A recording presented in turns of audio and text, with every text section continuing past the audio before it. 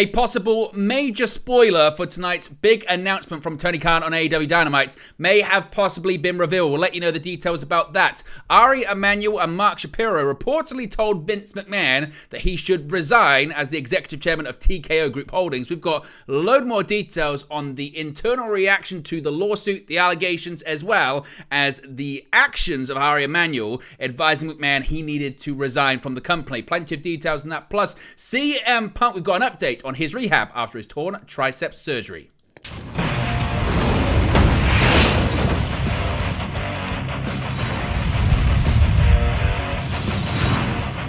Hey guys, welcome back to Wrestling News 365. Hope everyone is doing very well. As always, there are plenty of news stories to get into in the world of professional wrestling. Let's start off talking about the huge announcement tonight from AEW President, owner, CEO, head of creative, general manager as well, Tony Khan. Now, of course, this is a big possible spoiler, so if you wish to wait until tonight's episode of AEW Dynamite to find out what Tony Khan's huge announcement is, we'll give you 5 seconds to skip ahead. 5, 4, 3, 2, 1. Once again, major spoilers involved here because possibly, just maybe, the huge announcement has been revealed and spoiled by the venue in which AEW is going to be running, and the venue itself may possibly give a big indication as to who is about to become All Elite.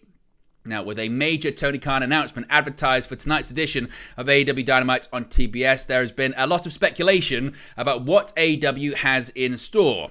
With rumors swirling about Mercedes Monae joining the company, we might have just received a big clue that she is indeed on her way to All Elite Wrestling. This is because the TD Garden, yes, has now shared a new event on Facebook and on Ticketmaster revealing that an AEW Dynamite / Rampage taping will take place on March 13 at the venue in Boston, Massachusetts.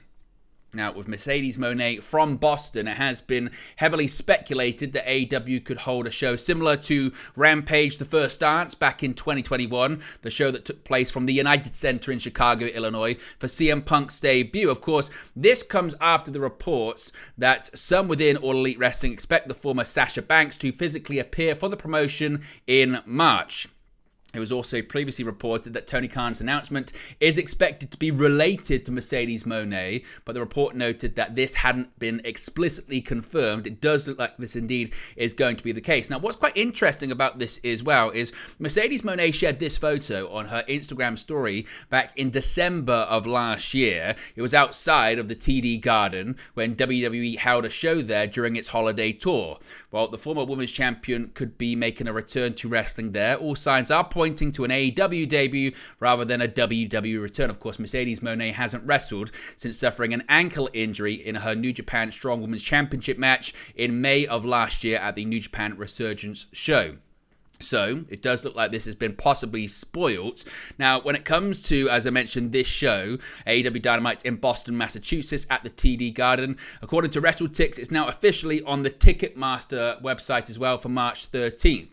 The public on sale is Saturday, February 10th at 10 a.m. Eastern, which means the pre-sale will be in the days leading up to it. Now, interestingly as well, in terms of the last time AEW ran an event here, WrestleTix is reporting that the last time they were at the TD Garden was for an episode of Dynamite that featured Blood and Guts on July 19th, 2023, where they drew an estimated 8,956 tickets distributed. Now, as WrestleTix says there, it might take something big to top this number. Is the thing that's big that could top that number Mercedes Monae? What are your thoughts on the likelihood now that this big announcement will be related to this show at the TD Garden in Boston? Do you think this is confirmation that Mercedes Monae is on her way to All Elite Wrestling? Do you think that's a big signing for AEW? Does that live up to the expectations? What are your thoughts on it? Let me know, as always, in the comments section below. Now, this is a really interesting insight to the reaction inside TKO Group Holdings to the incredibly serious allegations levied at now former executive chairman Vince McMahon. Now, when a sex trafficking lawsuit aimed at the WWE former CEO was filed after the company inked a $5 billion deal with Netflix, executives went into damage control mode, according to The Hollywood Reporter. When Vince McMahon stepped into the New York Stock Exchange on January 23rd, he was on hand to celebrate what was supposed to be a triumph for TKO Group Holdings, the company for which he was executive chairman and the owner of WWE, the wrestling promotion that McMahon turned into a multi-billion-dollar business. Earlier that morning, WWE had announced a blockbuster 10-year, $5 billion deal with Netflix to stream Raw in the United States and almost all of its other live programming in other markets around the world. And in addition to that, Dwayne "The Rock" Johnson, one of WWE's biggest stars turned global movie star, was set to ring the opening bell in connection with an agreement to join TKO's board of directors.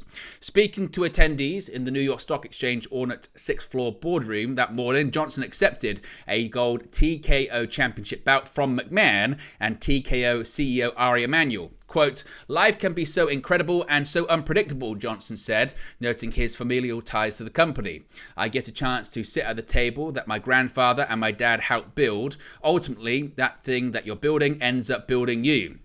As Johnson rang the New York Stock Exchange bell, Emanuel stood directly to his left, while McMahon was directly to his right, the past of the WWE on one side and the future on the other. The week was supposed to be capped off on January 27 at Tropicana Field in Tampa, Florida, where the company was to host one of its signature annual events, the Royal Rumble. But of course, a bombshell lawsuit, followed by a fateful decision from a major sponsor, changed the course of the firm. By the time the Royal Rumble began, McMahon was gone from TKO, seemingly for good, as it sought to distance itself from McMahon's alleged past transgressions, as it endeavored to make employees feel safe, and as it responded to an impact to the bottom line.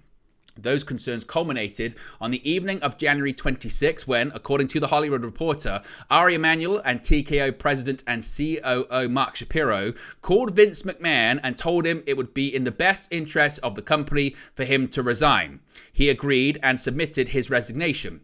Quote, "He will no longer have a role with TKO Group Holdings or WWE," WWE President Nick Khan wrote in a memo to staff at 8:30 p.m. that evening, announcing McMahon's resignation to employees. The turning point was a day earlier, when the lawsuit from a former WWE employee, Janelle Grant, accused McMahon of sex trafficking and battery. While the broad claims of McMahon's hush money payments and accusations of sexual misconduct were previously known, the specific graphic details in Grant's lawsuit were new. McMahon, for his part, said in response, quote, "I stand by my prior statement that Miss Grant's lawsuit is replete with lies, obscene made-up instances that never occurred, and is a vindictive distortion of the truth. I intend to vigorously defend myself against these baseless accusations and look forward to clearing my name," end quote. The business ramifications of the lawsuit became clear quickly, sources tell The Hollywood Reporter. Snack brand Slim Jim, which last year signed on for WWE's biggest sponsorship deal to date, paused its promotional activities in the wake of the lawsuit. Slim Jim was slated to be a major sponsor of the Royal Rumble. "Slim Jim values integrity and respect in all of our partnerships," the company said in a statement, adding, quote, "This decision reflects our commitment to our brand values and responsibility to our community," end quote. Now, according to The Hollywood Reporter, the move was a tipping point. Endeavor took the UFC, which had long struggled in sponsorship side of the business, and made it palatable to major brands like Bud Light, which inked a $100 million plus deal with the company last year. The company has similar hopes for the WWE. In the wake of the lawsuit, McMahon's presence posed a challenge to that strategy, as the Slim Jim decision demonstrated. The snack company reversed its decision after McMahon resigned, returning in time for the Royal Rumble Premium Live event.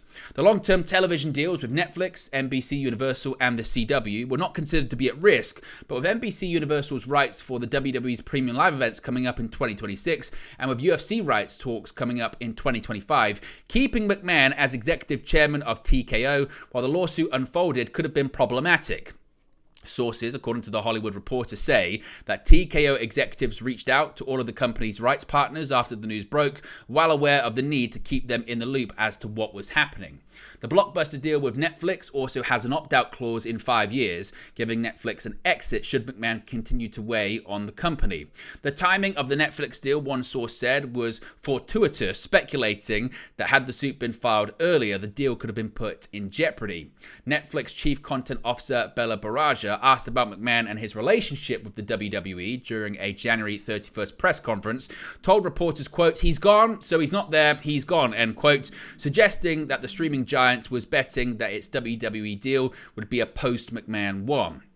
According to multiple sources, the lawsuit and the graphic details included in it took senior leadership at TKO and the company talent by surprise. Acknowledging that the lawsuit hung, quote, like a dark cloud over the weekend, Cody Rhodes, the WWE superstar who won the men's Royal Rumble match, added in a January 27 press event that, quote, as far as TKO, Nick Khan and the board clearly took it very seriously and acted immediately, end quote.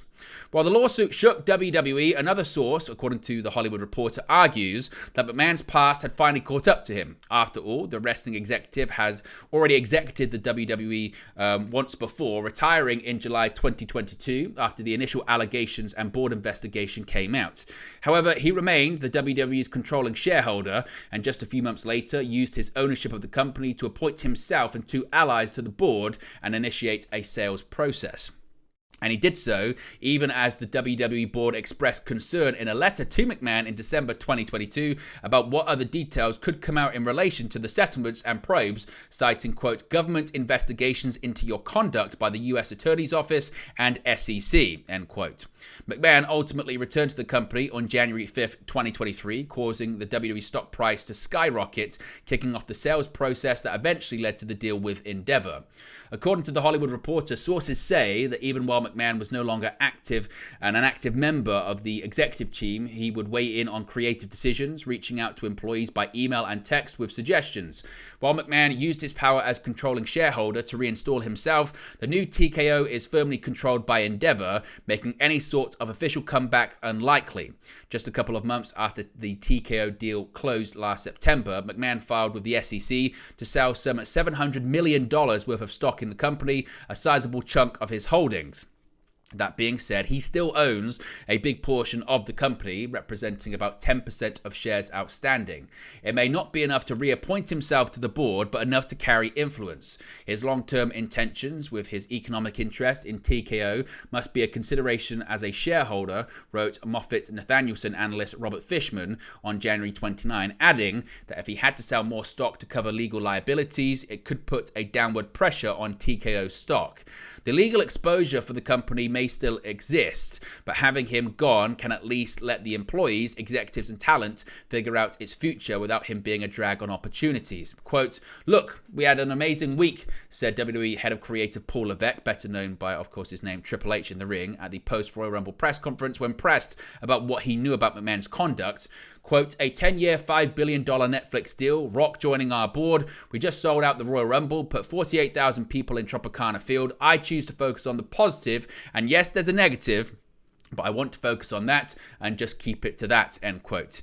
In his statement, January 26, McMahon said he made the decision to resign, quote, out of respect for the WWE Universe, the extraordinary TKO business, and its board members and shareholders, partners and constituents, and all of the employees and superstars who helped make WWE into the global leader it is today, end quote. But on January 23rd, after Johnson rang the New York Stock Exchange opening bell, Levesque and Khan gathered employees of the WWE in the atrium of the New Stamford, Connecticut headquarters.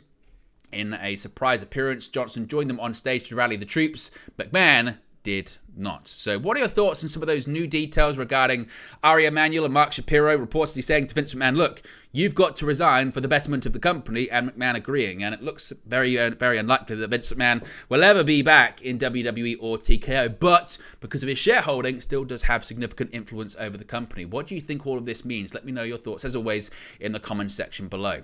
Finally, a bit of an update on CM Punk. WWE superstar CM Punk has shared a social media post of himself following his recent surgery after suffering a torn tricep injury.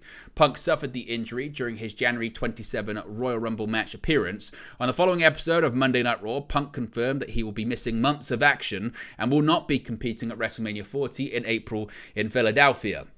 CM Punk underwent surgery to repair his tricep last week and has now given an update on his rehabilitation. On his Instagram story, Punk reshared a post from physiotherapist Kevin Wilk. Wilk had shared a photo of himself and Punk with the caption, quote, always an honor and thrill to treat one of the WWE superstars. Great to see CM Punk after elbow surgery at the Andrew Sports Medicine Clinic. Great and talented guy. WWE athletes are awesome to work with. Keep going, CM Punk. Now, CM Punk indicated that he has started his treatment with Wilk, writing on his Instagram story, quote, day one. So, CM Punk is now on the road to recovery. It had been rumoured possibly that WWE would like him to do commentary, but what would that mean when it comes to the injury angle that was run on Raw recently involving himself and Drew McIntyre? Let me know your thoughts about that as well. But there you go, guys. That's the latest pro wrestling news for you. Be sure to smash a like on the like button. Be sure to subscribe, bottom right-hand corner. As always, let me know your thoughts in the comment section below, and I'll speak for you again very, very soon.